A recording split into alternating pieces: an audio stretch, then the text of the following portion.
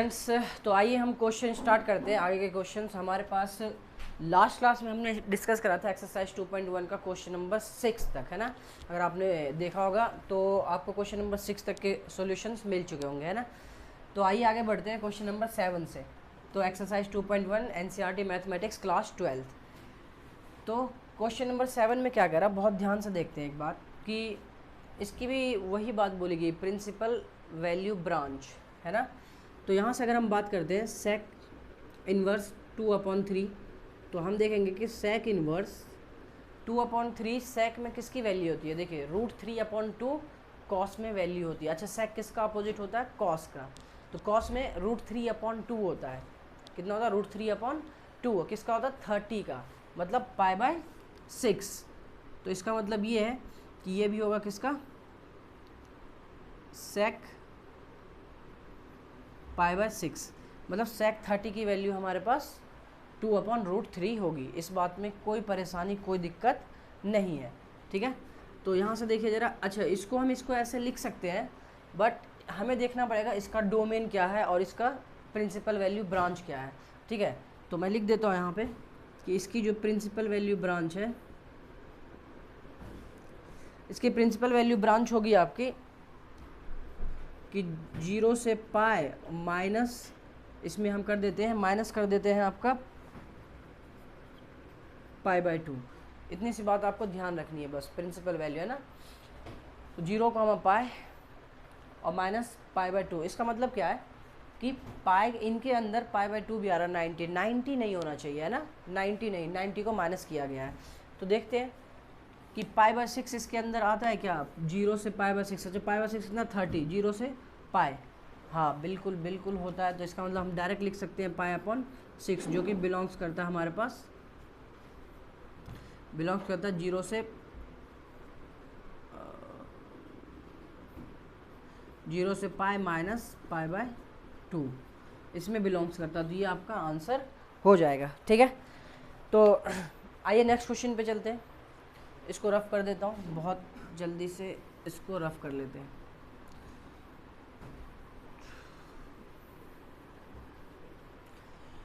तो question number 8, तो इसकी अगर हम बात करें, क्वेश्चन नंबर 8 है हमारे पास।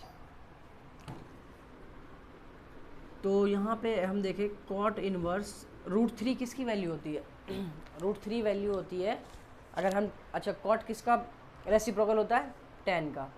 अगर tan का रेसिप्रोकल होता है, इसका मतलब ये है कि tan में √3 किसकी वैल्यू होती है, tan में √3 60 की वैल्यू होती है। तो कॉट में भी वही बात है, π/3। तो इस बात को आप बहुत अच्छे से समझ पाए होंगे, ठीक है।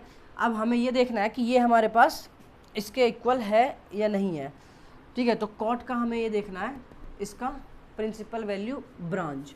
मैं यहाँ अगर लिखूँ प्रिंसिपल वैल्यू ब्रांच, तो वो इसका होता है 0 से पाए, 0 से पाई होता है। बुक में है, आप लोग देख सकते हो, ठीक है, बुक में है, आप लोग आसानी से ये देख सकते हो, 0 से पाए।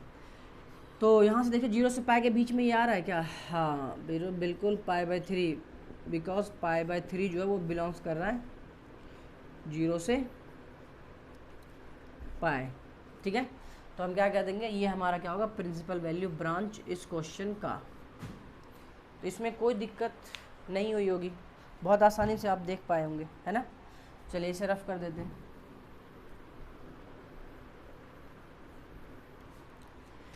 क्वेश्चन नंबर 9, तो क्वेश्चन नंबर 9 के लिए हमने कॉस का एक क्वेश्चन पहले भी किया था, है ना। लास्ट टाइम भी हमने कॉस का क्वेश्चन किया था। इसमें भी देख लीजिए आप कि कॉस इनवर्स -1/√2 किसकी वैल्यू होती है, कॉस में किसकी वैल्यू होती है, cos π/4 की, है ना। cos π/4 की वैल्यू होती है, ठीक है। अच्छा, सबसे पहले आपको प्रिंसिपल वैल्यू ब्रांच पता होना चाहिए। इसके प्रिंसिपल वैल्यू ब्रांच क्या होती है, आप 0 से पाए, ठीक है, 0 से पाए, क्लोज इंटरवल और ओपन इंटरवल भी आप साथ में इसके देख लीजिएगा, ठीक है। प्रिंसिपल वैल्यू ब्रांच क्या होता है इसका, 0 से पाए, हाँ क्वेश्चन में माइनस है, आप लोग वो भी देख लीजिए, ठीक है। तो 0 से पाए देखेंगे यहाँ पे कि मैं इसको ऐसे तो लिख सकता हूँ -π, तो इसको एक लाइन अगर हम ये कर देते हैं, कॉस कॉस, अच्छा कॉस माइनस कहाँ होता है, कॉस माइनस कहाँ होता है, सेकंड क्वाड्रेंट और थर्ड क्वाड्रेंट में, ठीक है। तो सेकंड क्वाड्रेंट में अगर हम बात करें तो पाई माइनस पाई बाय 4। अगर मैं ऐसे कर दूं, बहुत ध्यान से इस बात को समझिएगा कि अगर मैं ऐसे लिख देता हूँ कि cos 180 minus theta, cos 180 minus theta होता है माइनस कॉस थीटा, क्या होता है माइनस कॉस थीटा, ठीक है। बट हमारा काम बन गया, हमारा काम ये बन गया कि ये हमारे प्रिंसिपल वैल्यू ब्रांच में आ जाएगा। तो cos 4 और 3 पाई बाय 4, इतना सा हमारा ये 3 पाई बाय 4 आ गया। अब हमें ये चेक करना है कि 3 पाई बाय 4 जीरो और पाई के बीच में है कि नहीं, मतलब 0 से 180 के बीच में है या नहीं है। तो 3 पाई बाय 4 कितना है, इसकी वैल्यू अगर देखें तो ये 45 90 135, हाँ बिल्कुल है ना, 135 हो जाएगा ये, क्योंकि 45 3 जा 135, ठीक है। तो ये हमारे पास 3 पाई बाय 4 आ जाएगा, क्यों, क्योंकि ये बिलोंग्स करता है 0 से पाई के बीच में, ठीक है। तो इतनी सी बात आप समझ पाएंगे, बहुत अच्छी टेक्निक से क्वेश्चंस को सॉल्व कर सकते हैं, लेकिन ये हमारे पास बेसिक फंडामेंटल है, ठीक है, ये तो आना ही चाहिए, ठीक। क्वेश्चन नंबर 10, तो इसको जल्दी से लिख लीजिए, क्वेश्चन नंबर 10 की तरफ चलते हैं, इसको राइट डाउन कीजिए।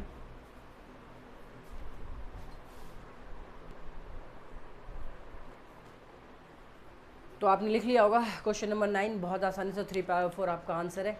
आइए क्वेश्चन नंबर 10 में देखते हैं।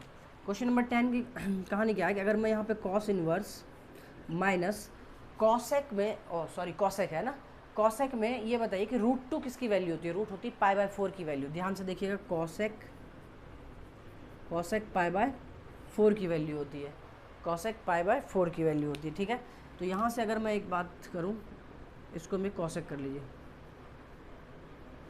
कॉसेक इनवर्स, अच्छा इसको अगर हम करते हैं कि कॉसेक माइनस पाई बाय 4 कर सकते हैं, कोई प्रॉब्लम नहीं, यहाँ तक कोई दिक्कत नहीं। इसको हम माइनस पाई बाय 4 लिखते हैं, क्योंकि cosec minus theta minus cosec theta होता है, ठीक है। Cosec minus theta minus cosec theta होता है, क्योंकि फोर्थ क्वाड्रेंट में सिर्फ क्या कॉस और सेक पॉजिटिव होता है, बाकी सारे नेगेटिव होते हैं। तो ये बात आपको पता होनी चाहिए। अच्छा, इसको ऊपर लिख लेता हूँ। अब हम ये देखेंगे कि माइनस पाई बाय 4 इसके प्रिंसिपल वैल्यू ब्रांच में है या नहीं है। तो प्रिंसिपल वैल्यू ब्रांच क्या है इसका, ज़रा आप इस बात को देख लीजिए, माइनस पाई बाय 2 से पाई बाय 2 और माइनस 0 एक्सक्लूड करके माइनस 90 से प्लस 90 की बीच में लेना है। तो एक बात यहाँ देखिए कि माइनस पाई बाय 4 कितना 45 ना, ये माइनस 90 है, माइनस 90 से प्लस 90 तक है। तो 90 माइनस 90 से प्लस 90 के बीच में माइनस 45 तो होगा है ना, होगा ही। तो इसको हम लिख सकते हैं कि minus pi by 4 belongs to, इसको हम लिख सकते हैं belongs to minus pi by 2 से पाई बाय 2 और ये 0, ठीक है, ये करली ब्रैकेट में 0। तो ये आप अगर देख लेते हैं तो आपका आंसर ये मैच हो जाता है। तो ये आपका आंसर हो जाएगा कि माइनस पाई बाय 4 क्या है आपका आंसर है। तो बहुत आसानी से आप अगर बेसिक फंडामेंटल्स जानते हो ना, तो आसानी से आप क्वेश्चंस को ड्राइव कर सकते हो, क्वेश्चन को सॉल्व कर सकते हो, आसानी से आपके कॉन्फिडेंशियल आंसर आप ले सकते हो, ठीक है। तो ये बात आप समझ चुके होंगे कि किस तरीके से इन क्वेश्चनों की प्रिंसिपल वैल्यू ब्रांच हमें निकालना, प्रिंसिपल वैल्यूज़ कैसे निकालनी है ना। तो इसका बेस्ड ऑन क्या है, अगर मैं बात करूँ कि इस पर पूरा बेस, तो बेस ये किस पे है, प्रिंसिपल वैल्यू हमें लर्न होना चाहिए, तभी हम एग्ज़ाम में इसको क्रैक कर पाएंगे बहुत आसानी से। और अगर प्रिंसिपल वैल्यू आपको याद नहीं है तो शायद आप इसको सॉल्व नहीं कर पाएंगे, ठीक है।